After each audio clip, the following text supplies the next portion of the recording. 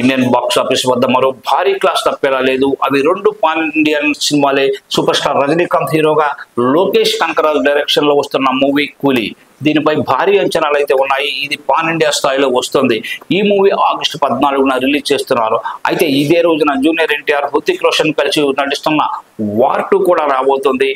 ఇప్పటికే 2 సినిమాల release dates అయితే ప్రకటించేశారు. ఇవి 2 బాక్స్ ఆఫీస్ వద్ద పోటీ పడితే పెద్ద వారే జరుగుతోంది. ఎందుకంటే 2 భారీ సినిమాలే.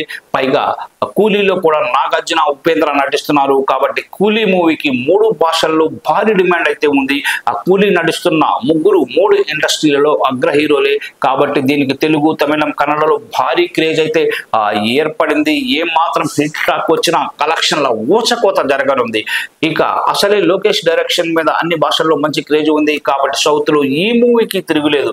ఇక వార్ 2 విషయానికి వస్తే బాలీవుడ్ తో పాటు తెలుగులో విపరీతమైన అంచనాలు అయితే ఉన్నాయి. ఆల్రెడీ హిట్ అయిన వార్ మూవీకి సీక్వెల్ కాబట్టి సౌత్ లో కూడా అంచనాలు బాగానే ఉన్నాయి. కానీ కూలీ మూవీకి ఉన్నట్టు తమిళం, కన్నడ, మలయాళంలో దీనికి అంత క్రేజ్ లేదని చెప్పుకోవచ్చు. ఎందుకంటే సౌత్ నుంచి ఎన్టీఆర్ ఒక్కడే ఇందులో ఉన్నాడు. కానీ హిట్ టాక్ వస్తే కలెక్షన్లకు మాత్రం ఢోకా ఉండదు.